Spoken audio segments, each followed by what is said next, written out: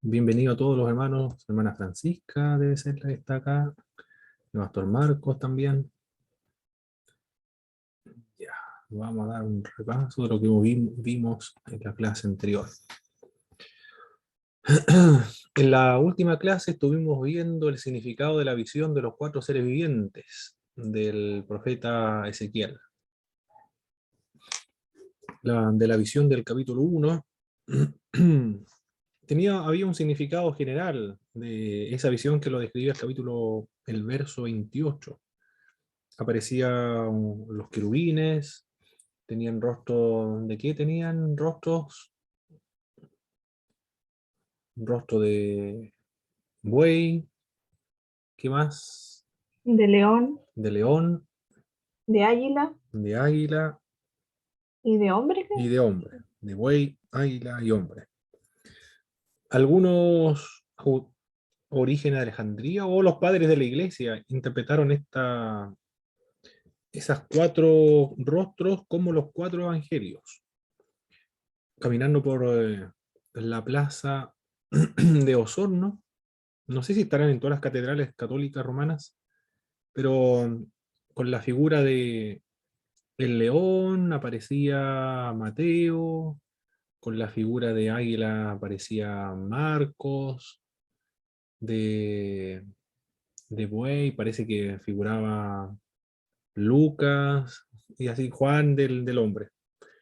Pareciera que adaptaron lo que dijeron los padres de la iglesia, los antiguos, pero em, es muy, muy difícil. Es una interpretación alegórica mística, es ese tipo de interpretación.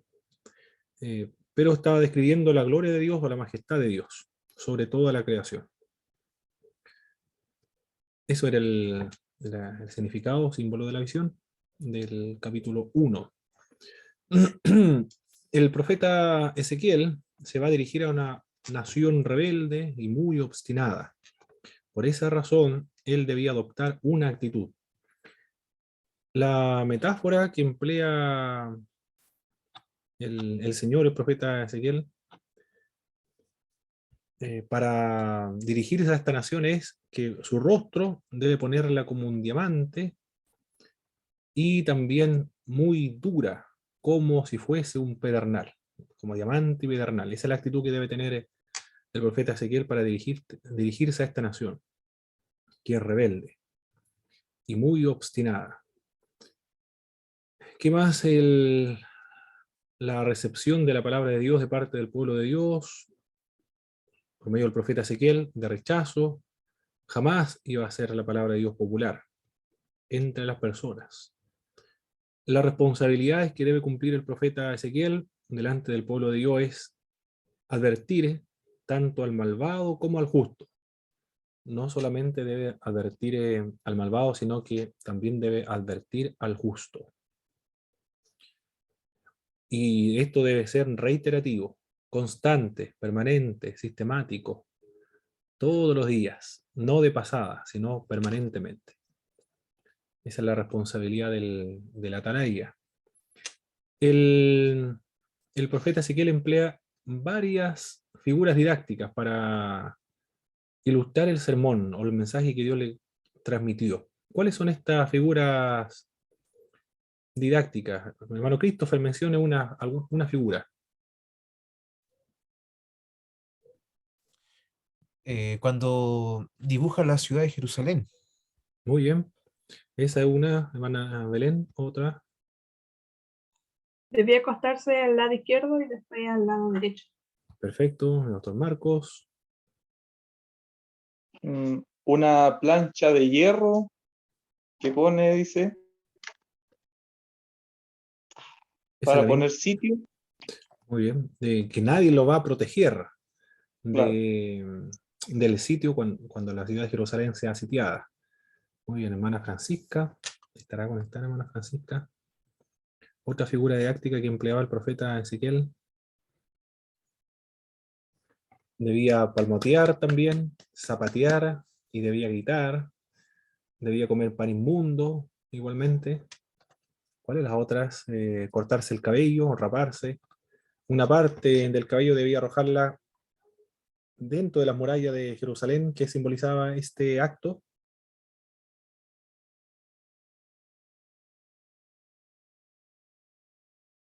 De cortarse el pelo, y la tercera parte, arrojarlo en las murallas de Jerusalén por la parte de adentro. La tercera parte de la población iba a morir de hambre y de pestilencia, y la otra tercera parte del cabello debía arrojarlo afuera de las murallas de Jerusalén, que simbolizaba este acto. Los que no morían por hambre o pestilencia iban a morir por medio de, Ah, por medio de espada, y otra tercera parte debía cortarse el cabello y tirarla o arrojarla a los aires, que simbolizaba ese acto. el exilio. El exilio, la dispersión del pueblo de Dios entre las otras naciones. Bien, esas son algunas figuras que vimos. Con respecto a acostarse al lado derecho, primero al lado izquierdo. ¿Cuántos días tenía que estar acostado al lado izquierdo, amarrado? ¿Por cuánto tiempo? 390. 390. Y después al lado, debía dormir al lado derecho, amarrado también. ¿Por cuánto tiempo? 40. 40. En total, ¿cuántos años sumaba esa? Si sumamos la cantidad de años. Eran días, pero estaba representando años. 430. 430. Le recordaba al pueblo de Dios que así como ellos estuvieron cautivos 430 años en Egipto, el pueblo de Dios ahora, los judíos, en el 586 volverán a ser esclavos, como lo fueron en Egipto. No van a ser 430 años, sino solamente 70, dice el profeta Ezequiel. La razón por la cual cayó Jerusalén, por la injusticia, por el orgullo, por la violencia, por el derramamiento de sangre, por la soberbia de los poderosos y también por la idolatría.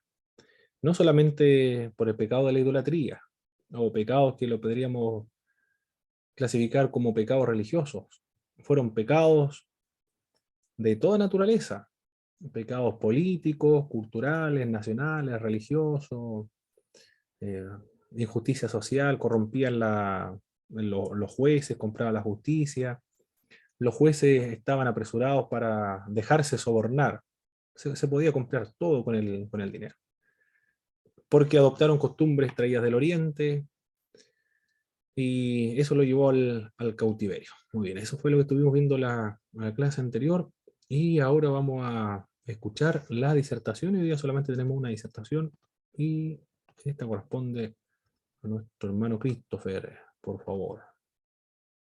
Adelante, hermano Christopher. Hermano Gabriel Amén. igual falta. Hermano Priscila igual falta. Hermano Gabriel, si se conecta, le informamos.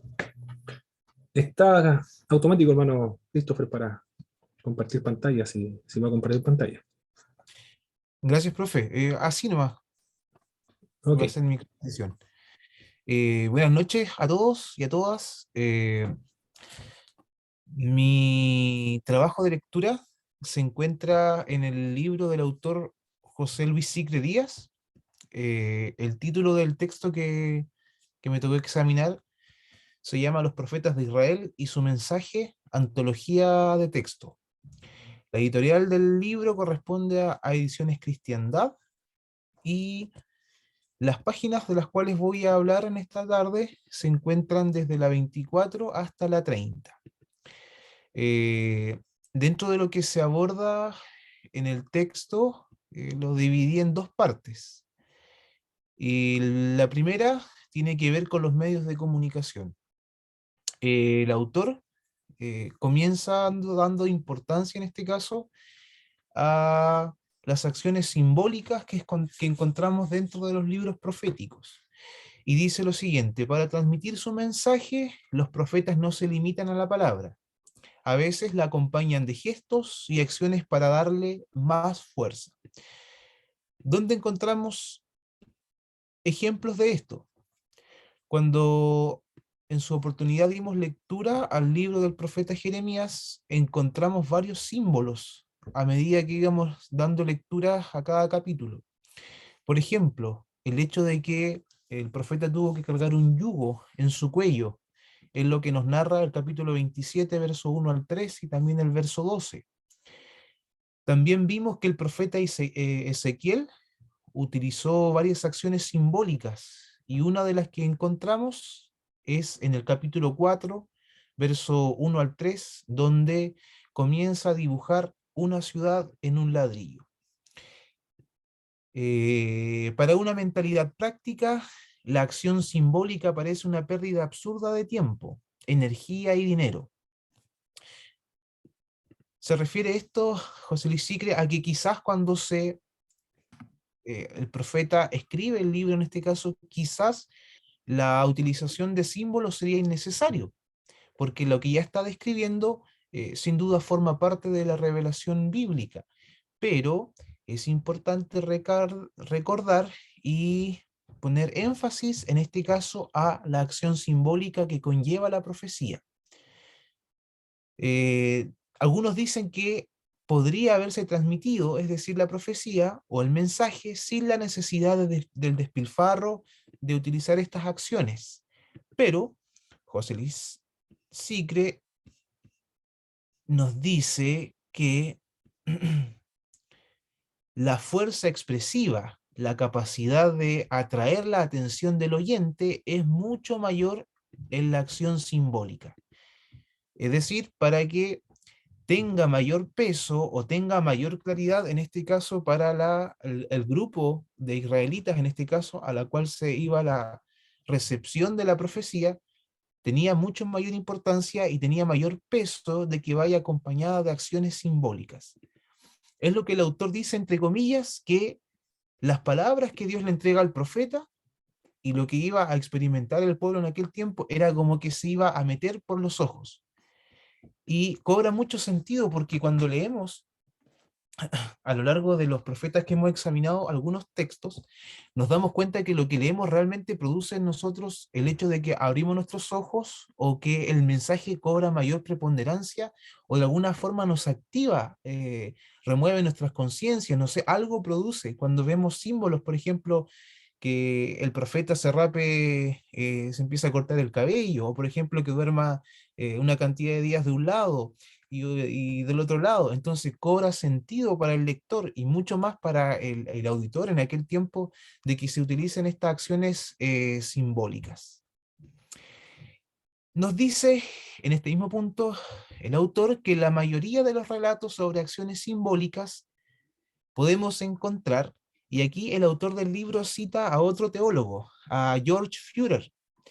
Dice que dentro de las acciones simbólicas existen 6 elementos que podemos encontrar en la literatura profética. El primero de ellos es la orden de ejecutarla. ¿Quién es el que da la orden? La orden siempre viene de Dios.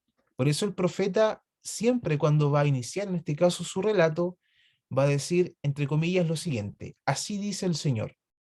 Es para el profeta un elemento decisivo que exige obediencia. Ese es el primer elemento. El segundo, el relato puede ser muy variado. En más de la mitad de los casos no se cuenta la ejecución de la acción simbólica, se da por supuesta. Es decir, cada mensaje que entrega el profeta va a ir acompañada de una acción simbólica. Tercer elemento, la interpretación se da mediante palabras que desvelan el sentido de lo realizado. Este elemento es esencial para evitar interpretaciones erróneas. Cuarto, los testigos oculares. Si exceptuamos ciertos casos de Jeremías y Ezequiel, que aparecen mencionados con mucha frecuencia, cuando faltan es por buenas razones, como la mudez de Ezequiel, que solo tiene sentido para el profeta. Quinto elemento, el compromiso de Dios, a ejecutar lo simbolizado. Y el último elemento es el nexo entre la acción simbólica y lo simbolizado.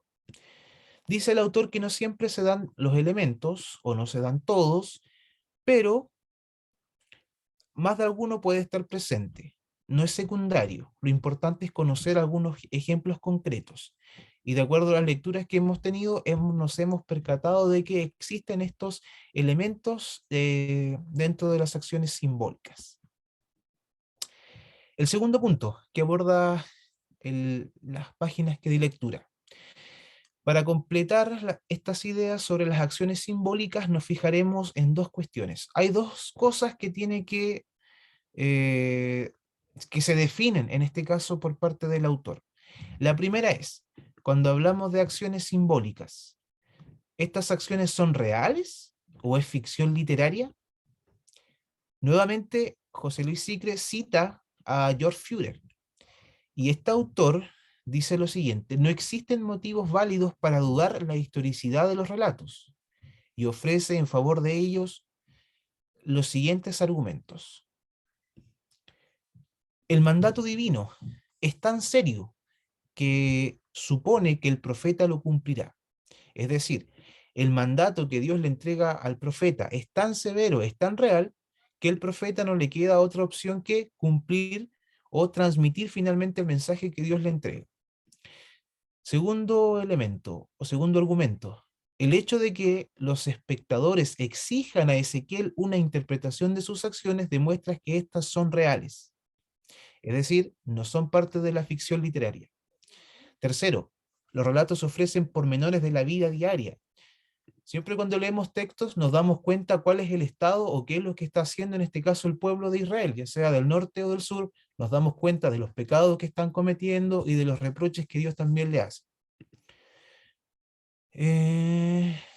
Dice y concluye el autor: estoy básicamente de acuerdo con George Führer, es decir, que son hechos reales y son hechos que forman parte de la historia, no son hechos ni son ficción literaria, pero no tendría inconveniente en admitir que algunas de ellas son mera creación literaria. Y lo segundo, la acción simbólica y magia. Para algunos comentaristas, como Vanderborn, las acciones simbólicas de los profetas son los últimos vestigios de las prácticas mágicas. Este autor denomina que todo lo que se encuentra en el texto proféticos, todo lo que se puede leer, no son más que prácticas mágicas de aquel tiempo. Es decir, le pierden todo sentido de espiritualidad que puede haber contenido, en este caso, lo que Dios realiza.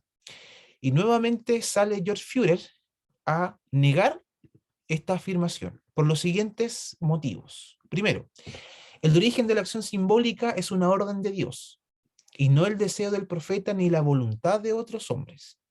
Es decir, la acción simbólica proviene de Dios y es una orden que Dios da. Los profetas no deseaban las calamidades simbolizadas, en cambio, los magos ocurre lo contrario. Ellos muchas veces utilizaban ciertas circunstancias para que se cumpliese su deseo. La magia procede generalmente con un ritual complicado, del que no encontramos huella en los profetas. Y por último, la acción mágica pretende modificar el curso del destino.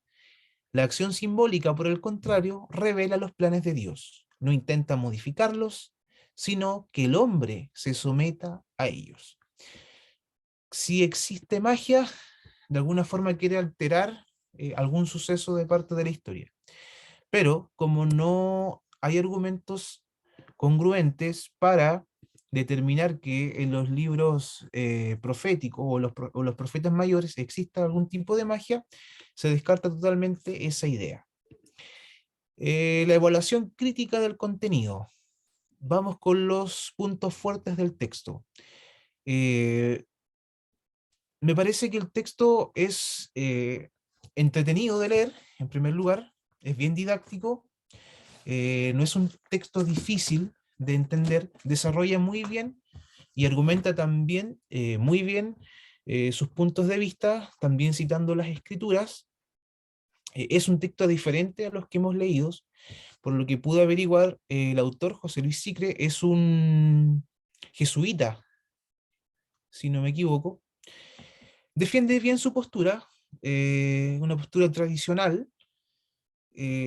Quizás la crítica que puedo encontrar en su libro es que aunque es un libro de estudio, no es un libro, digámoslo así, espiritual, que de alguna forma nos llega a trastocar nuestra parte espiritual, como por ejemplo lo hacen otros tipos de libros, obviamente de línea protestante, de línea evangélica, que le dan énfasis en el relato, en la interpretación, por ejemplo, de un texto, porque nos confronta. Este es más básicamente un texto, no sé si de estudio o más para gente laica, pero no está dirigido como a una congregación cristiana evangélica. Por eso es una de las críticas. También no me pareció mucho que no haya sostenido un punto de investigación propia. Es decir, que sus puntos de vista que haya mostrado en el texto haya utilizado tantos a otros dos teólogos y que su postura no se haya definido clara. En unos estaba de acuerdo, en otros no. Entonces hay como incongruencias de parte del autor del texto. Sí, Concuerdo con lo que el autor plantea a lo largo del estudio de los libros de los profetas mayores. eh, y bueno, ¿cómo nos ayuda en el ministerio? Al igual como lo mencioné en las lecturas del Apocalipsis, todo texto que se nos permita leer nos ayuda en este caso a, en primer lugar, el conocimiento del texto sagrado que leemos, nutre nuestra fe, nos ayuda a comprender también la diversidad de autores que existen en teología. Así que me pareció un autor novedoso. Personalmente no sé si adquiriría algún libro de él, eh, pero leerlo para tener otra perspectiva sí ayuda. Y también para tratar de pensar, quizás como un cristiano o como una persona que estudia teología, no por el amor a Dios, sino por adquirir algún conocimiento, alguna rama más de conocimiento. Eso sería, profesor. Perfecto, hermano Christopher, muy bien, muy bien. La literatura académica es así, como José Luis Sicre, son evidentemente académicos, son profesores de facultad de teología, de la línea más europea, y tiene alguna, aunque él cree lo sobrenatural, pero no absolutamente.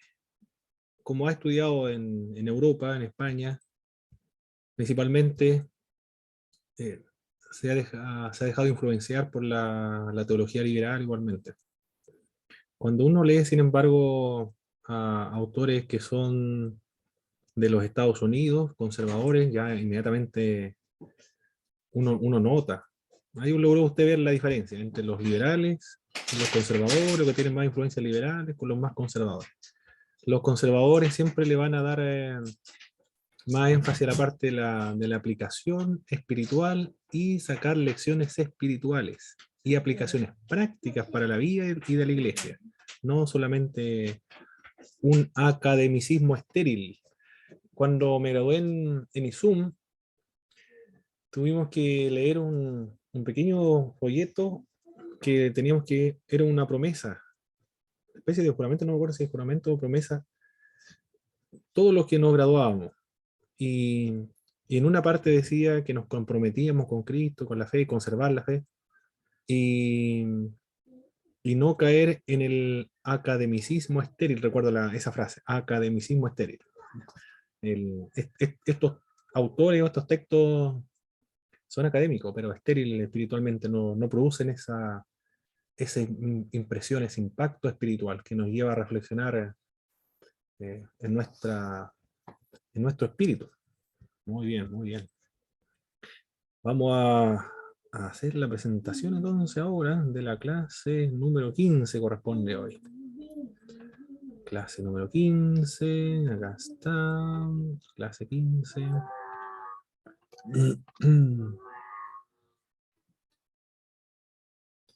Muy bien.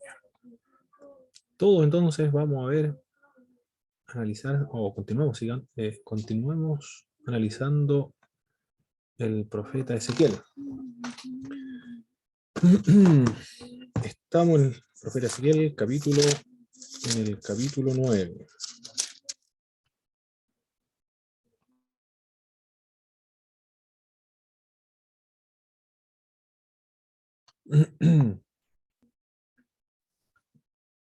En el capítulo 9, la visión de Dios que ve el profeta Ezequiel es que la gloria de Dios se eleva del umbral de la casa, de donde están los serafines, o perdón, los querubines. En el verso 3 lo dice, y la gloria de Dios, del Dios de Israel, se elevó de encima del querubín, sobre el cual había estado, al umbral de la casa, y llamó Jehová al varón vestido de lino que tenía a su cintura el tintero de escribano. Ya, la primera imagen que ve es que la gloria de Dios se eleva del lugar santísimo donde están los querubines, al umbral de la casa. Y después, en el capítulo 10, del umbral de la casa se sigue moviendo hacia la ciudad, hacia la plaza, y después se va hacia un monte lejano, hacia el oriente. Se va alejando la gloria de Dios de Jerusalén hacia Babilonia. El pueblo de Israel ya se ha ido cautivo. En el año 605, el año 597 se va al segundo grupo, y la gloria de Dios juntamente con ellos se va allá a la tierra de Babilonia, la tierra de los paganos, de la inmundicia, porque ellos son inmundos. Pero allá en Babilonia el Señor les será un santuario. El templo que ha sido destruido acá en Jerusalén, el santuario estará allá, no física y visiblemente, pero el hecho de que Dios está en todas partes, pero especialmente está con su pueblo, entonces la imagen que se utiliza es que allá para el pueblo de Israel el Señor le será un santuario. Así lo menciona Ezequiel. El profeta Isaías, en el siglo VIII, decía lo mismo de otro modo, que a la tierra donde ellos se van a ir, Dios les será un dosel, una tienda de campaña. Un santuario, menciona el profeta Ezequiel, un dosel, una carpa, una tienda de campaña, o un tabernáculo de reunión. Como la nube los protegía cuando salieron de Egipto rumbo a la tierra de Canaán para que los intensos calores en el verano no les afectase, ni tampoco los fríos inmensos durante la noche tampoco lo atormentase, entonces lo protegía la columna de nube. Así también será Dios allá en la tierra de Babilonia. Los procesos son purificadores. El profeta Isaías dice, como ellos no quisieron purificarse por sí solos, entonces Él lo va a purificar por medio de la fuerza. Si no se quieren purificar a las buenas, van a tener que purificarse a las malas. Así lo podemos interpretar de acuerdo a lo que hemos leído en el libro de Isaías. Pero se van a purificar porque es el pueblo de Dios y el pacto debe cumplirse. Por medio de este pueblo todas las naciones serán bendecidas. Pero si ellos se están corrompiendo, adaptando a los otros dioses, entonces no van a poder cumplir ese propósito. Pero como el pacto de Dios es incondicional, Dios emplea los medios para que se cumpla. Además que el pacto es unilateral, no depende del pueblo para que se lleve a efecto, depende solamente de Dios para que se concrete. Pareciera que todo el pueblo está corrompido y que solamente Jeremías, que se encuentra en Jerusalén, es el único profeta de Dios. Así pensaba yo, que era el único contra el mundo. Y el profeta Ezequiel es el único contra todos los judíos idólatras. Pero gracias a esta visión nos va a aclarar un poco más el estado espiritual del pueblo de Israel. Vamos a leer el verso del 1, del 3, a ver, leí hasta del verso 3 al verso 8, por favor. A ver, ¿a cuántos hermanos están por acá? Hermano Christopher, vamos a comenzar primero, por favor. Hermano Christopher, del verso 3 al verso 8. Amén. Dice, y la gloria del Dios de Israel se elevó de encima del querubín, sobre el cual había estado, al umbral de la casa, y llamó Jehová al varón vestido de lino, que tenía a su cintura el tintero de escribano. Y le dijo Jehová, pasa por en medio de la ciudad, por en medio de Jerusalén, y ponles una señal en la frente a los hombres que gimen y que claman a causa de todas las abominaciones que se hacen en medio de ella. Y a los otros dijo, oyéndolo yo, pasad por la ciudad en pos de él y matad. No perdone vuestro ojo, ni tengáis misericordia. Matad a viejos, jóvenes y vírgenes, niños y mujeres, hasta que no quede ninguno, pero a todo aquel sobre el cual hubiere señal, no os acercaréis, y comenzaréis por mi santuario. Comenzaron, pues, desde los varones ancianos que estaban delante del templo, y les dijo, contaminad la casa, y llenad los atrios de muertos, salid. Y salieron, y mataron en la ciudad. Aconteció que cuando ellos iban matando, perdón, y quedé yo solo, me postré sobre mi rostro, y clamé y dije, ah, Señor Jehová, ¿destruirás a todos el remanente de Israel derramando tu furor sobre Jerusalén? Perfecto. Hermana Belén, por favor, el verso 9 al 11. Y me dijo, la maldad de la casa de Israel y de Judá es grande sobremanera, pues la tierra está llena de perversidad, porque han dicho, ha abandonado a Jehová la tierra y Jehová no ve. Así pues haré yo, mi ojo no perdonará y tendré misericordia. Haré recaer el camino de ellos sobre sus propias cabezas. Y he aquí que el varón vestido de lino que tenía el tintero a su cintura respondió una palabra diciendo, he hecho conforme a todo lo que me mandaste. Muchas gracias, hermanos, por la lectura. Vamos a responder todos ahora. ¿Cuántos varones ve el profeta Ezequiel en esta visión?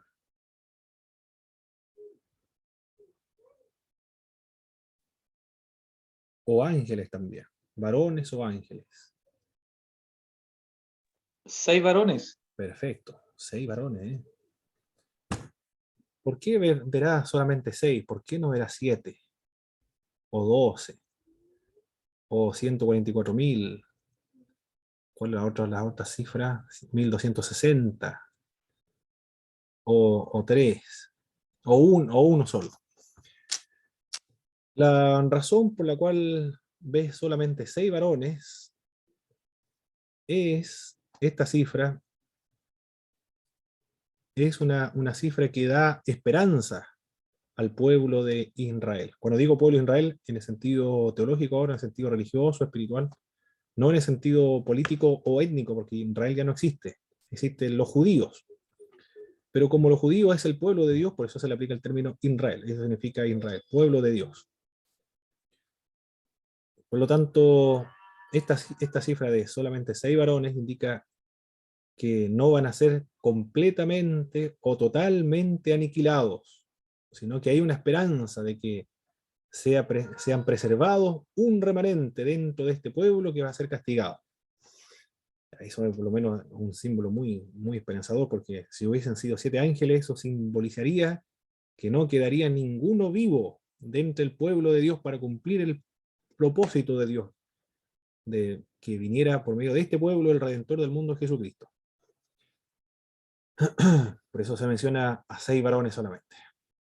Ellos lo comprenden muy bien, el término de la perfección, de la plenitud, de ser completo, el número 7. Pero son 6 al juicio de Dios, no va a ser fulminante o totalmente destructivo. Pero después, en el verso 4 que leyó nuestro hermano Christopher, nos revela el texto sagrado, bueno, Dios revela la situación espiritual en la cual se encuentra el pueblo de Dios. Pareciera que todos estuviesen corrompidos, idólatras, personas que trajeron costumbres traídas del oriente, pero en el verso 4 hay algunos que no están conformes con esa situación que están viendo en el país. No solamente Dios le mostró a Isaías, a Jeremías, al profeta Ezequiel, cómo se encontraban espiritualmente. A otras personas lo lograron ver igual, lo visualizaron. ¿Y qué hacían esas personas? En el verso 4 lo indica. Les pusieron una marca en la frente. Muy bien. ¿Y por qué le pusieron esa marca en la frente? ¿Qué estaban haciendo ellos? gemían y clamaban. Ah, perfecto. Estaban clamando y estaban gimiendo. ¿Qué es lo que causaba el clamor de estas personas?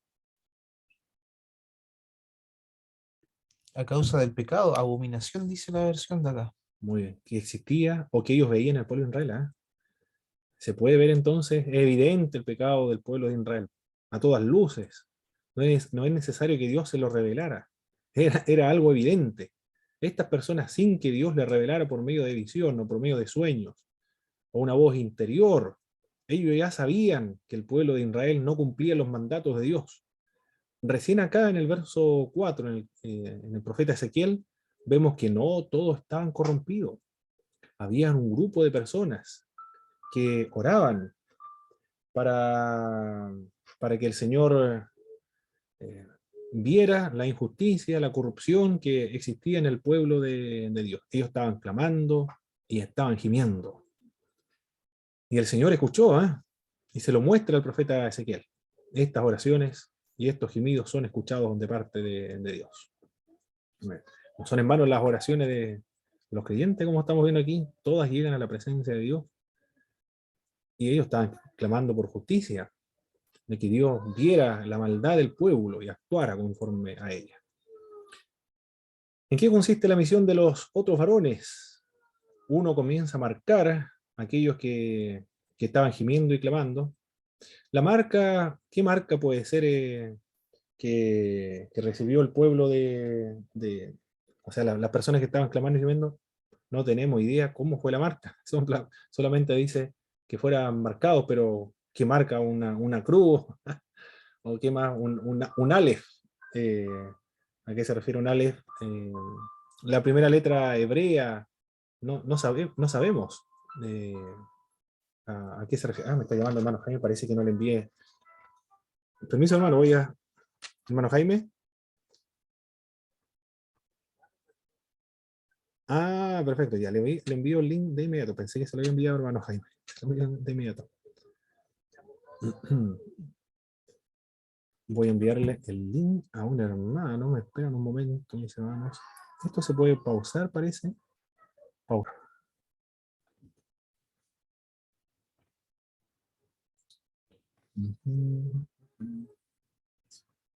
Se ve la presentación completa nuevamente, ¿verdad, hermanos?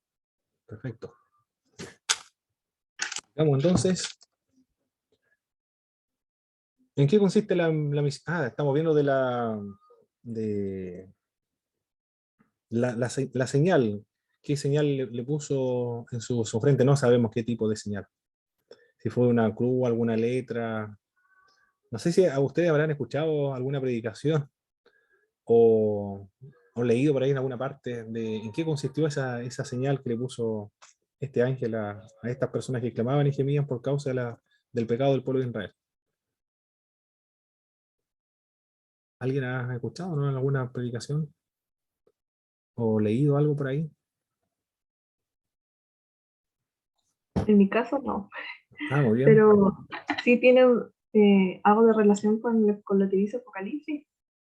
Es lo que eh, cuando el Señor marcó también las frentes de los que fueran salvados. Ah, bueno, tampoco en Apocalipsis diga la marca, ¿en qué consiste la marca? Yo parece que escuché algo, alguien me estuvo comentando de una marca, una señal, pero hay un consejo que escuché hace bastante tiempo de un autor, se llamaba Báez Camargo. El nombre no recuerdo, pero el apellido era Báez Camargo, un erudito evangélico latinoamericano, bautista creo que era, decía, nosotros debemos callar donde la Biblia guarda silencio. Si la Biblia no dice cómo fue la marca, qué tipo de marca le pusieron en la frente, nosotros no vamos a estar especulando qué marca le puso en la frente, si la Biblia no lo dice. Si la Biblia no lo dice, no podemos comenzar a inventar o especular. A menos que quiera impresionar a la congregación o deslumbrar a la congregación, que la gente quede maravillada de una interpretación que nunca antes lo había visto y no es. Pero solamente sería especulación nada más. Debemos guardar silencio donde la Biblia también lo hace. ¿En qué consiste la misión de los otros varones? ¿Qué deben hacer estas otras personas? o varones, no son, bueno, son personas también ángeles, pero la misión terrible que tienen que ejecutar, ¿eh? ¿Cuál es esa misión que deben cumplir estos varones?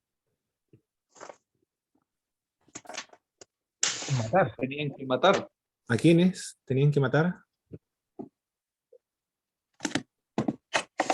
A los viejos, A a los los viejos. jóvenes, a las vírgenes, a los niños y las mujeres.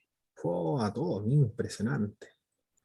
A los viejos, a los jóvenes, a las vírgenes o doncellas, niños y las mujeres. No quedara ninguno vivo. Qué terrible el mandato de Dios hacia su propio pueblo, ¿eh? En uno de los profetas dice, voy a hacer una obra extraña contra el pueblo de Israel. ¿Por qué una obra extraña? Porque es contra su propio pueblo. Y no debe tenerle compasión, ni tampoco debe tenerle misericordia. Me estuvieron preguntando ayer los hermanos de Puerto Montt, ¿por qué los niños? ¿Por qué tienen que morir los niños? Por culpa de juntamente con sus padres, y los padres son los pecadores. Ellos lo que no estaban clamando, estaban conformes con la situación espiritual, moral, política en la cual se encontraba. ¿Por qué debían morir los niños? ¿Qué responderían ustedes, hermano, a esa pregunta? ¿Por qué los niños deben morir? Por el pecado de los pueblos. ¿Por qué no se les perdonó la vida? Solamente los papás, la mamá, los abuelos, los tíos, los sobrinos, todos mayores de edad, o todos los mayores estaban conscientes, fueron muertos y solamente vivieran los niñitos de 1 año, 2 años, 3 años, 4, 5 años.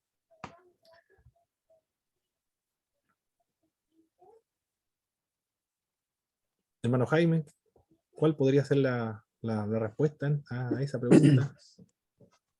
Yo creo, mi hermano, que puede ser que se haya formado dentro del hogar la enseñanza ¿Mm? en cuanto, eh,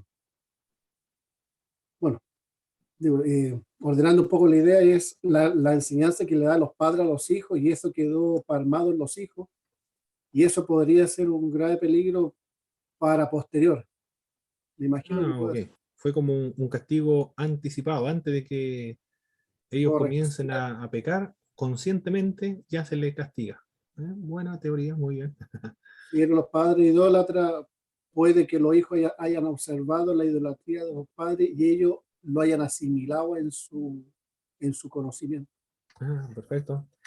Muy bien. ¿Quién tiene otra opinión, mis hermanos, hermanas? Eh, el capítulo 18 de Ezequiel ¿Mm? nos dice acerca nos da como luces de una posible respuesta. Concuerdo de que finalmente toda persona es castigada por el pecado que comete personalmente. ¿Mm? Y en este caso, en el contexto histórico del cual el profeta narra, como Dios todo lo sabe y todo lo conoce y todo lo que obra lo hace soberanamente, sabía que finalmente estos, aunque sean niños, estaban propensos a seguir llevando una vida pecaminosa, iban a seguir llevando las mismas tradiciones de los padres. Entonces, en ese contexto nunca iban a llegar al extremo de purificarse realmente o arrepentirse siquiera de sus pecados. Eh, Considero que ese puede ser el argumento, porque Dios no hace distinción en este caso de los más pequeños. La elección iba a ser drástica, se iban a recordar por mucho tiempo acerca de lo que Dios iba a hacer. Muy bien, muy bien. Bueno, lo otro en el Nuevo Testamento, bueno, esos son castigos temporales, ¿ah? Físicos, que se ejecutó en esa época, pero mire, en términos prácticos, eh, va a dejar el Señor vivo a un niño sin el papá, la mamá, el abuelo, los tíos, los sobrinos, que son todos pecadores. ¿No será más cruel dejarlo, dejarlo vivo a estas pequeñas criaturas desamparadas? Porque esto van a ser muchos lo que van a morir. Bueno, todo esto en un estado visionario, ¿eh? Pero en el Nuevo Testamento se nos revela: dejad a los niños, venid a mí, no se los impidáis, porque de tales es el reino de los cielos. Estas personas no tienen conciencia y no han pecado todavía personalmente, sino han heredado la naturaleza pecaminosa, pero no han pecado personalmente, por lo tanto no se le puede inculpar o imputar alguna culpa si todavía no ejercen su responsabilidad. Y estas personas se fueron no fueron salvos, están en el paraíso de Dios, eso le dice el Nuevo Testamento, que de ellos es el reino de los cielos. Sus padres, sin embargo, los padres de estas personas no eran creyentes, porque además que no tenían un concepto adecuado de Dios, pensaban que no era el único Dios que existía, pensaban que habían otros dioses, o que era esposo de Aserá, y tenían hijos, y eso eran los Baales, y que para cada cosecha, para cada actividad que ellos realizaban, invocaban a su Dios correspondiente, adoraban al sol, a las estrellas, a la luna, se iban a las partes altas, debajo del árbol frondoso también habían árboles sagrados. Por lo tanto, de un conocimiento correcto, adecuado respecto de Dios en absoluto, eran paganos como Sodoma y Gomorra. Ellos sí, evidentemente no gozaron de esa vida eterna, esa salvación que nosotros lo conocemos en el Nuevo Testamento. Bien. ¿Sí, hermano Jaime? Yo creo que una cosa que nosotros también, yo lo he aprendido en mi carrera profesional, yo creo que de una cierta manera hay una ordenanza, hay una orden de Dios.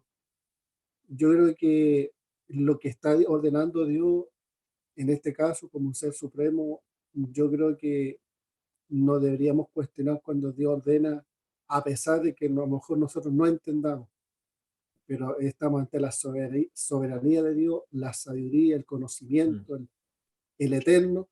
Yo creo que en eso nosotros deberíamos obedecer lo que Dios ordena. Muy bien, muy bien. Dios es sabio y es justo. Perfecto. Dios es sabio, justo. Excelente.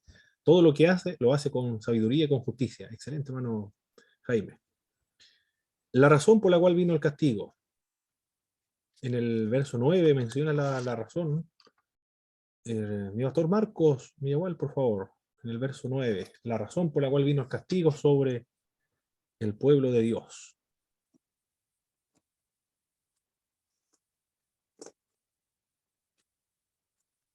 No, me parece que tiene problema el pastor Marcos. Hermana Miriam o hermano David, cualquiera de los dos. En el verso... ahora sí. Mi pastor Marcos, verso 9.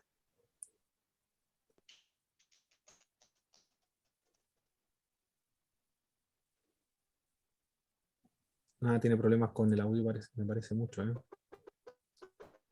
O problemas con la señal, lo más probable.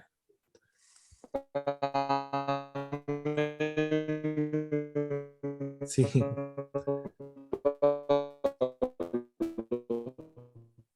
Es problema con la señal, mi doctor Marcos.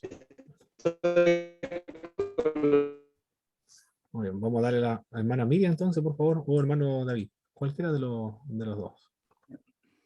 El verso 9 Estamos en el del capítulo 9. Correcto. Ya.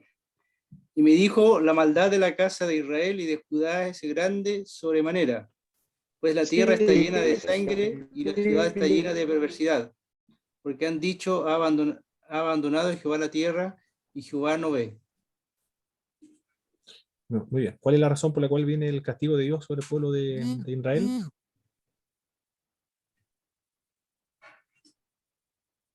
La tierra está llena de perversidad. Muy bien. No solamente de eso, sino también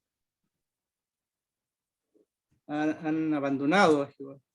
han abandonado al Señor, está llena de perversidad, está llena de sangre también, de sangre, de perversidad. Han abandonado o dijeron, el Señor abandonó la ciudad. Eso fue lo que dijeron ellos. Por lo tanto, no nos ve. Es decir, el Señor ya no está aquí. y no nos está viendo lo que nosotros hacemos. Por lo tanto, estamos totalmente seguros de pecar y no vamos a sufrir consecuencias. Ellos conocían la ley de Moisés, tenían ciertas nociones de la ley de Moisés, pero ellos no tenían complejo de conciencia porque decían, Dios está lejos ahora, nos ha abandonado esta ciudad y no ve lo que nosotros estamos cometiendo acá. Por lo tanto, podemos pecar estando seguros de que el juicio de ese Dios no nos va a alcanzar. Eso es lo que está diciendo la gente, ¿eh? La imagen que tenían de Dios, el profeta tiene una imagen totalmente diferente, el Dios universal, que está, bueno, Dios se reveló también a sí mismo, que está sobre los querubines, sobre la creación, que controla todas las cosas, y todas las cosas están dentro de Dios mismo, el Dios de todas las naciones, que pone y saca rey, el Dios universal. Pero estas personas, el concepto que tienen de Dios es de un Dios territorial, un Dios local, un Dios capaz de moverse de un lugar a otro, y que no puede estar en todos los lugares al mismo tiempo, y que no puede ver, ni tampoco puede conocer lo que está ocurriendo en otras tierras. Es un Dios similar al Dios de los cananeos. Es como un diosito para lo de Jerusalén. Es un diosito. No es el Dios de la Biblia. El Dios terrible, el Dios temible, el Dios poderoso, creador, sustentador de todas las cosas, donde en el hueco de su mano cae todas las aguas del mundo, y con 3 dedos toma el polvo de toda la tierra. El Dios donde si alguien lo ve, queda fulminado delante de su presencia de santidad. Nadie podrá ver a Dios y sobrevivir. No creen en ese Dios.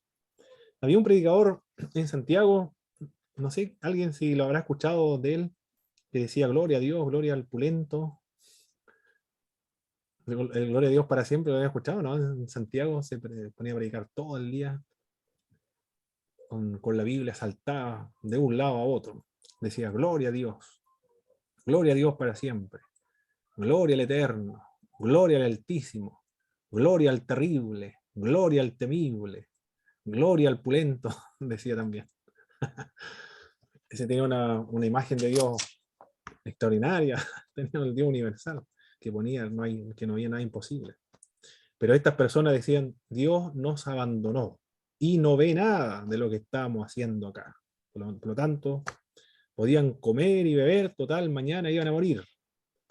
No era así el asunto. Aquí el profeta Ezequiel está revelando. Pero el profeta Ezequiel tiene compasión, tiene misericordia, son su gente. Si nosotros vemos, si hay una guerra, por ejemplo, en nuestro país y comienza el ejército invasor a matar a todo chileno cuanto se le ponga o se le pase por el camino, ¿cuál va a ser la reacción de un vecino, de otro chileno? Se le duele el corazón, va a tener que hacer algo, ¿no? Porque no, su conciencia no lo deja tranquilo. Acá está ocurriendo lo mismo, el profeta Ezequiel es su pueblo, es su nación, tiene una historia común, un origen común también. Por lo tanto, ¿qué es lo que hace él en el verso 8? El hermano Carlos, no sé si el hermano Carlos estará allá en su casa o que irá conduciendo, si va conduciendo mejor, no puede chocar si lee el versículo bíblico. Vamos a preguntarle. Recién llegando mi hermano, instalándome. Ah, muy bien, hermano Carlos, perfecto. Hermano Christopher, en verso 8, ¿qué es lo que hace el profeta Ezequiel ante esta situación que acontece en esta visión? Dice, aconteció que cuando ellos iban matando, y quedé yo solo, me postré sobre mi rostro, y clamé y dije, ah, Señor Jehová, ¿destruirás a todo el remanente de Israel, derramando tu furor sobre Jerusalén? Muy bien. ¿Qué es lo que hace el profeta entonces ante esta visión de tanta destrucción y muerte? Se postró sobre su rostro y clama. Intercede, ¿eh? Está intercediendo por su pueblo. Los profetas de Israel, una de las características que ostentaban era la intercesión. Eran poderosos intercesores. Moisés lo demuestra. Él dice, mejor ráeme del libro de la vida, o ráeme, elimíname del libro, con tal de que tu presencia nos acompañe o vaya con nosotros, con tal de salvar al pueblo de Israel, que él iba dirigiendo a través del desierto. Se ponía en el lugar de esa gente, se identificaba con las personas, desaparecía a él con tal de beneficiar a la población en general. Tremenda actitud que tienen los profetas, desaparecían, no tienen ni siquiera compasión de sí mismo, como lo vemos en Moisés. Es decir, es una persona que ya ni siquiera tiene pretensiones personales o no quiere, se ha perdido, ha muerto para a sí mismo. Esa es la actitud que demanda Cristo, que se debe negar a sí mismo, debe morir para sí mismo, debe crucificarse con Cristo, llevar la cruz de Cristo, negarse a sí mismo por el beneficio de los otros. Moisés lo demuestra. Mejor ráeme, elimíname del libro, pero que tu presencia nos acompañe y salva a este pueblo. El apóstol Pablo también dijo, lo confesó en el libro de los Romanos, que él preferiría que su nombre fuera borrado del libro con tal de que todo Israel fuera salvo. Eso lo confesó. Ahí vemos la actitud, es decir, el amor, la entrega hacia el pueblo indescriptible, algo increíble, incomprensible, una actitud que Dios pone dentro del corazón. Él ha logrado ver el corazón de Dios, por eso que tienen esa actitud estas personas, de abandonarse, de negarse, de morir, de desaparecer ellos mismos con tal de salvar a las otras personas. Los grandes predicadores del Evangelio en la historia de la humanidad, como Wesley, por ejemplo, se puede ver esa renuncia totalmente a sí mismo, entrega todo por servir al resto del Evangelio. Bien, intercede. El profeta Ezequiel intercede. ¿Sí, hermano Jaime? Mire, si usted analiza el versículo 8 y el versículo 9, en los cuales hemos leído, dice, ay Señor Jehová, dice el profeta pregunta, ¿destruirás a todo remanente de Israel? Dice, él está hablando de un remanente. Dios había castigado a la nación de Israel y Judá por su estado de idolatría y paganismo que estaba. Había quedado un remanente, por lo que yo entiendo. Pero aún así ese remanente aún no se había arrepentido a pesar de todo lo que ya Dios estaba castigando al pueblo. Y en el versículo 9 dice, el Señor dice, está toda la tierra, o sea, da a entender que aún el remanente todavía no entendía de lo que Dios estaba haciendo y ellos todavía estaban en su estado pecaminoso, no estaban aprendiendo. Y Dios es tajante y dice, y le responde al profeta, todos están contaminados. O sea, incluso el remanente. Correcto. Dios ya tiene un remanente exclusivo, en alguna parte lo sacará, quizás limpio, porque el remanente que estaba quedando ya estaba contaminado también. Correcto, toda la tierra. Sí, eso es lo que nos indica el pasaje. Y el profeta está preocupado, no quiere que sean destruidos. No, claro, es su nación, su pueblo. No quiere que desaparezca. Su historia, imagínense, esa historia, por supuesto que no. Esa es la actitud de los que oran, los que interceden. Tremenda actitud que nos está enseñando acá el profeta Ezequiel, de todos los profetas igual. La actitud nuestra, la que debemos adoptar. Y en el verso 11 ahora, en el verso 11, hermana Belén, por favor, verso 11. ¿Cuál es la característica del varón? Vestido de lino. Obedece el mandato del Señor.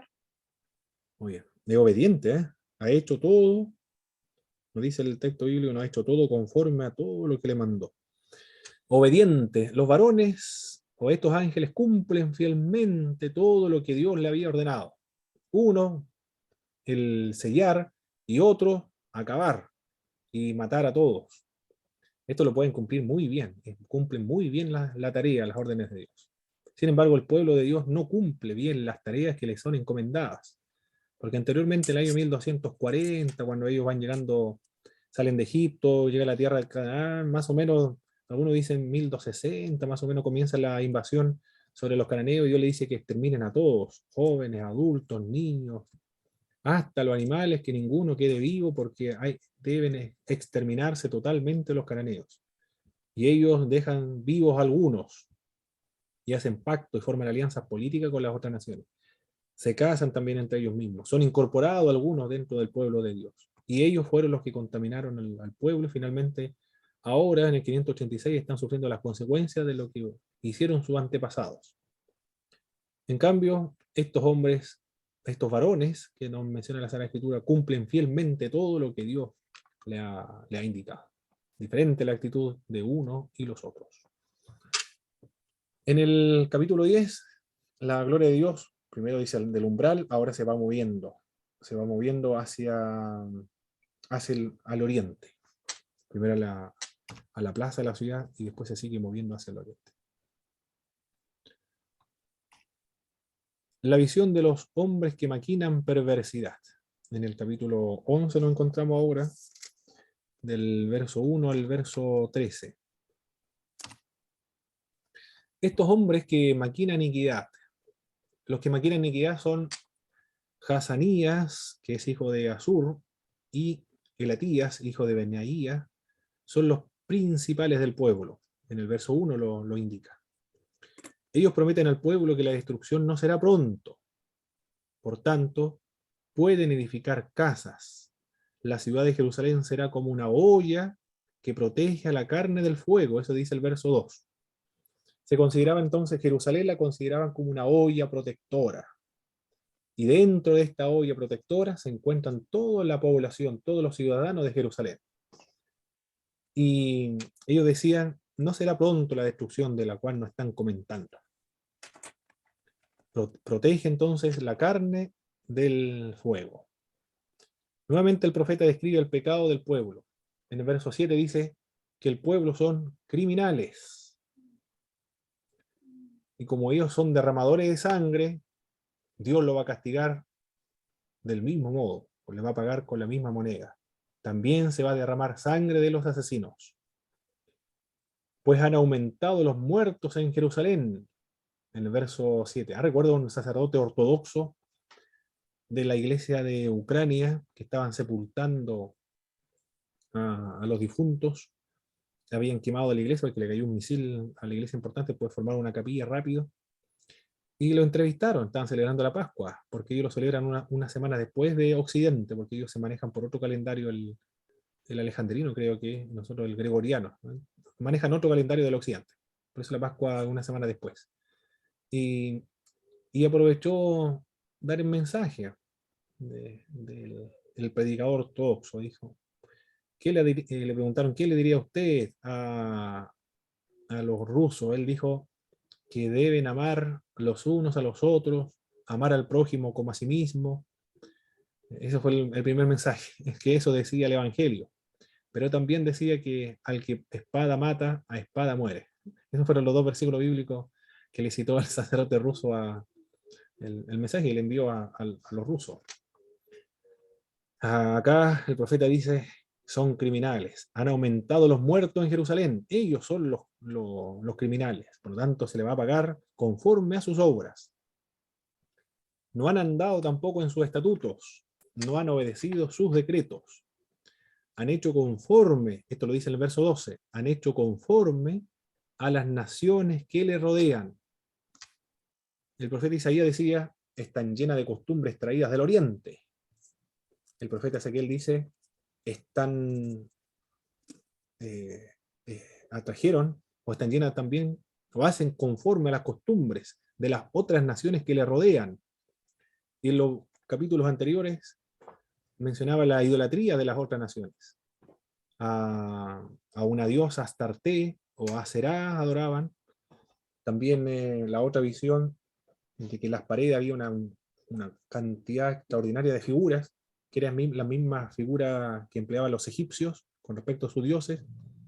Y también mencionaba a otros dioses que venían de Persia.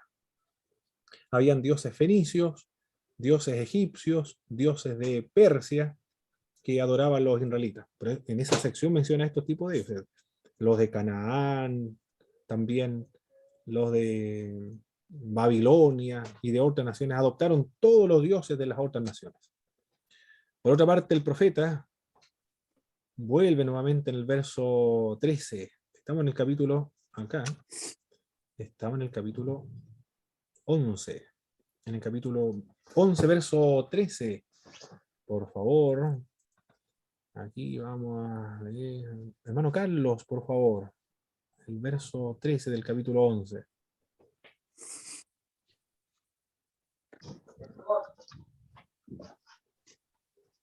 Dice, y aconteció que mientras yo profetizaba, aquel Pelatías, hijo de Benaya, murió. Entonces me postré rostro a tierra y clamé con gran voz y dije, ah, Señor Jehová, ¿destruirás del todo el remanente de Israel? Muy bien. Al ver todo este desastre, todos estos juicios, estos pecados, ¿cuál es la actitud que adopta nuevamente el profeta Ezequiel ahora? ¿Qué es lo que hace él? Intercede. Intercede nuevamente, ¿eh? Ya, 2 intercesiones. Hay un gran intercesor este hombre. Y Jeremías también intercedía, pero el Señor le dijo, ni se te ocurra orar por este pueblo, porque yo no te voy a escuchar. En 2 oportunidades intentó Jeremías orar y el Señor le interrumpió antes de que orara, antes de que siquiera abriera la boca para orar, y le dijo, no ores por este pueblo, yo no te voy a escuchar. Claro, el Señor vio que las intenciones de Jeremías, al ver todo el desastre que iba a ocurrir, él quiso orar, pero el Señor se lo impidió. Porque el Señor sabe todas las cosas, las intenciones del corazón. Antes de que esté la palabra en su boca, ya el Señor sabe todo. Por eso le dijo a Jeremías, ni se te ocurra abrir tu boca y dirigir tus palabras en oración hacia mí, porque yo no te voy a escuchar. Ya he decretado el pueblo, la destrucción de este pueblo. En el capítulo, bueno, estamos en el 11. La visión de la gloria de Jehová se eleva ahora de en medio de la ciudad para posarse sobre el monte que está al oriente de los querubines, del umbral de la casa, en medio de la ciudad y después en un monte hacia el oriente. ¿Por qué se va hacia el oriente? Porque hacia el oriente se encuentra Babilonia. La gloria de Dios entonces se va a Babilonia. Pero ya en Babilonia, el Señor le será un santuario donde serán esparcidos. Maravilloso esta idea de un santuario. Esa misma nube que ellos veían cuando salieron de Egipto, los protegía del día, esa misma gloria de Dios irá, no lo verán ahora, será invisible, por supuesto, pero Dios especialmente estará presente en medio de su pueblo, donde anden, allá estará la gloria de Dios. Bueno, Dios está en todas partes, pero cuando se habla acerca de gloria de Dios, quiere indicar que especialmente presente en medio del pueblo de Dios. Cuando decimos donde 2 o 3 se reúnen en su nombre, ahí el Señor Jesucristo va a estar presente, no quiere decir que Cristo no esté presente en otras partes, porque todas las partes están dentro de Cristo, porque es Dios mismo, la segunda persona de la Santísima Trinidad. Pero cuando se dice está en medio de ellos, cuando en medio de los que invoquen el nombre de Jesucristo, quiere decir que estará especialmente presente. Su presencia más activa, más intensa, allí donde las personas se reúnen en su nombre. También acá, la gloria de Dios está especialmente presente, donde su presencia es más activa y más intensa también. Eso quiere indicar que la gloria de Dios se va juntamente con los israelitas a Babilonia. Pero en realidad, bueno, expliqué esto de la especialmente presente, pero también en los Salmos dice, y el profeta Isaías también lo comenta, el que es creyente, toda la tierra puede ver en toda ella la gloria de Dios. Por eso Isaías dice, toda la tierra está llena de su gloria. Por lo tanto, los creyentes nos cautivamos, nos maravillamos, quedamos deslumbrados, apreciamos la creación. No solamente cuando vamos al templo o por ir a Israel, sino aquí mismo, en Alerce, o yendo a la costanera en Puerto Montt, o caminando por el río Calle Calle, allá en Valdivia, o visitando Niebla, o Corral, o cualquier otra, o cerca de Cunco, Melipeuco, por esos lados. En cualquier parte uno contempla la gloria de Dios, porque el creyente ve la gloria en todas partes. Dios les será un santuario entonces, donde serán esparcidos. Allá está Dios. Se van a Babilonia, pero el profeta Ezequiel les promete que volverán nuevamente a su tierra, volverán a Jerusalén. Lo dice el verso 17 al verso 21. Lo mismo que decía el profeta Isaías, que volverán, lo decía Jeremías, ahora lo dice el profeta Ezequiel. Volverán. Y la gloria de Dios se posa sobre el monte hacia el oriente. Ya, eso es lo que nos presenta este pasaje. Volvemos atrás, falta una parte que ver aquí. Había un comentario entre los habitantes de Jerusalén sobre lo que habían sido llevados al cautiverio, a quienes consideraban alejados del Señor por estar lejos de Jerusalén. Esta imagen tenían algunos. Nosotros estamos lejos del Señor porque estamos lejos de Jerusalén. ¿Cuál es la idea que tienen estas personas de Dios? Un Dios territorial que solamente está en Jerusalén y no está en otras partes en el cautiverio. También pensaban que Dios les regaló a toda la tierra que quedaba para los que habían quedado. El profeta le dice que el Señor no los ha abandonado, sino que la cautividad les será un santuario. Si bien es cierto, Dios lo dispersó entre las naciones, no será permanente, pues hará que vuelvan nuevamente, regresarán a la tierra, y cambiará sus corazones y quitará sus malas prácticas. Esto es lo que va a provocar el cautiverio, cambiar los corazones del pueblo, quitar las malas prácticas, lo va a purificar. Cuando vuelvan de Babilonia nunca más serán los mismos, cambiarán totalmente. Nunca se van a caracterizar por el pecado de la idolatría. Cualquier otro Eso es lo que, pecado, menos el de idolatría. ¿Sí, hermano Jaime? eso es lo que hace el Espíritu Santo hoy día de la persona que llega en arrepentimiento a las plantas del Señor. Sí, Un corazón de piedra lo transforma en un corazón de carne, exactamente. lleno de pecado, de idolatría, y lo transforma.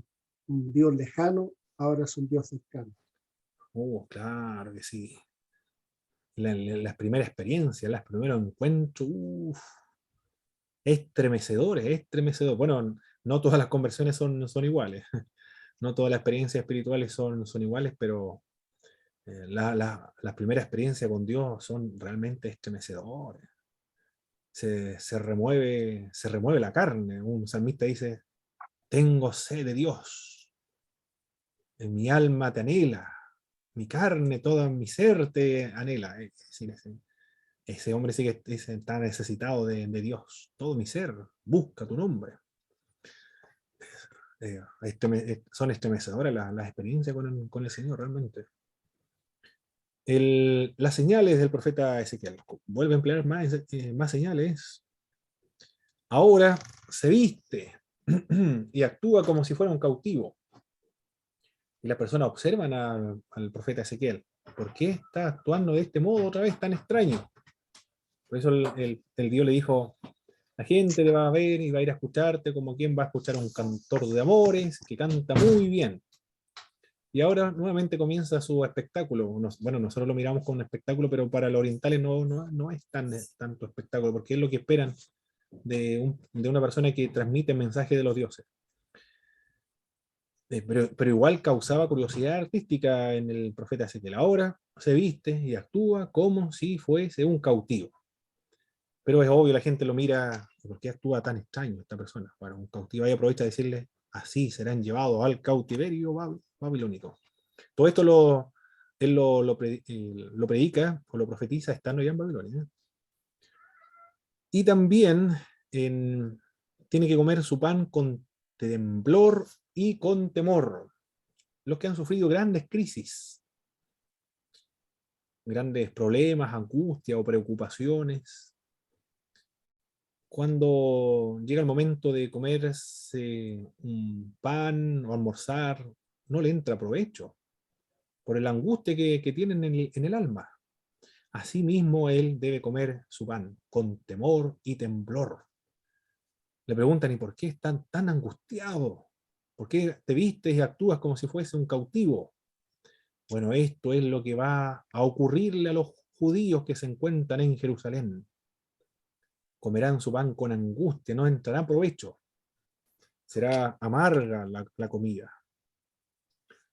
Los falsos profetas después comienzan a profetizar. ¿Qué decían estos falsos profetas? Ya hemos hablado de estos falsos profetas. Eran profetas asalariados, eran profetas de la corte, que habían estudiado en las escuelas de profetas, estaban acreditados por el Estado para profetizar. ¿Y qué le enseñaban en la escuela de profetas? No sé qué le habrán enseñado a estas personas. A mentir, yo creo, porque eran profetas mentirosos, profetas falsos. Profetas que respaldaban todas las prácticas políticas, todo lo que decía o afirmaba el rey, porque eran funcionarios públicos. En el capítulo 13 señala que estos profetas tienen ciertas características. En el verso 2, hermano Jaime, ¿cuáles son las características de estos falsos profetas? Así ha dicho el Señor. Ay de los profetas insensatos que andan en pos de su propio espíritu y nada han visto. Muy bien, ahí se mencionan características de los profetas, son muy actuales, estas características. ¿Cuáles son? Hablan conforme a su propio espíritu. Muy bien. O conforme a su propio corazón. Insensato. Son insensatos y Andan en pos. Y nada han visto. no han visto absolutamente nada. Claro que sí. Hablan de su propio corazón, son insensatos y no han visto absolutamente nada. Aquel que vio que la Copa América se quedaba en Argentina hace algunos años atrás, tienen estas características que nos está presentando el texto bíblico, de su propio corazón. No han visto absolutamente nada. Por supuesto que no. Dios no le habló, no le dijo nada. Solamente de su propio corazón profetizaron estas personas. Un pastor, recuerdo también, me comentó fabricar una iglesia, se lo vio ponerse al anillo, y una hermana le profetizó que el Señor le tenía preparado y pronto vendría su idónea. Después él conversó en privado con ella, no la avergonzó públicamente, pero conversó en privado con ella y le dijo que él era casado, y si no llevó su anillo ese día porque se le olvidó solamente. Es vigente estos tipos de profetas. Qué cuidado más grande que hay que tener de estas profecías falsas. Yo creo que ahí que todo cristiano debe, ¿cómo podría decir la palabra? Pedir al Señor, las congregaciones, todos los hermanos, el don de discernimiento de espíritu, que es primordial, Correcto, muy importante dentro de la iglesia. correcto. Muy importante, el don de discernimiento de espíritu, para identificar si son de Dios o son falsos. Bien, aquí vamos a avanzar más rápido. Los falsos profetas también no levantan buenas defensas para resistir un asedio. Más bien levantan paredes poco seguras. Tratan de ocultar sus puntos débiles, recubriéndolas superficialmente con cal. Los falsos profetas entonces no brindan verdadera seguridad. Los verdaderos sí, Jeremías le dice, si usted quiere vivir seguro, una larga vida, entréguense a Nabucodonosor, depongan las armas y vayan con él al exilio. Le va a ir bien, pero no sigan resistiendo, porque Nabucodonosor es un instrumento de Dios para castigar el pecado del pueblo de Dios. Eso le decía Jeremías. Él era un profeta que defendía realmente la ciudad de Jerusalén. Los idólatras serán castigados. Jerusalén sufrirá 4 juicios: espada, hambre, fieras, pestilencias del campo. Jerusalén será consumida como madera de la vid, es arrojada al fuego. ¿Quién ha visto de estas uvas, parrones de uvas quiebran algunos ganchos y esos ganchos luego lo tiran al fuego. No sé si alguien ha hecho arrojar parras, ramas de uvas y lo tira al fuego. ¿Cómo encienden? Es como tirar un cartón bien seco. Enciende muy rápido. Bueno, así ocurrirá también con Jerusalén. Serán destruidos rápida y prontamente. Se cuenta la historia o se narra la historia de Jerusalén. Sí, de Jerusalén. Cómo era de nacimiento. Era cuidada de nacimiento. Creció y se hizo mujer. Se casó con el Señor la adoptó y se casa con él. Luego el Señor la adornó. Sin embargo, Jerusalén se prostituyó. ¿Con quién se prostituyó? Con los asirios y los babilonios. ¿Qué tipo de prostitución es esta? Alianzas políticas y militares. Piden ayuda a los asirios para defenderse frente a los ataques de otros enemigos. Piden la ayuda de los babilonios para defenderse de los de Egipto. Se está confiando para su seguridad nacional en los asirios y los babilonios. Esa es la prostitución de Jerusalén. Por tanto, Dios tendrá que castigarla. Pero finalmente establecerá con esta ciudad un pacto eterno. Vamos a quedar aquí, pues estamos en la hora. Vamos a descansar un momento, mis estimados hermanos, y después retornamos a las 9 en punto. Vamos a tomar un cafecito y retornamos. Le envío el link nuevamente, mis hermanos. Bendiciones, nos vemos enseguida.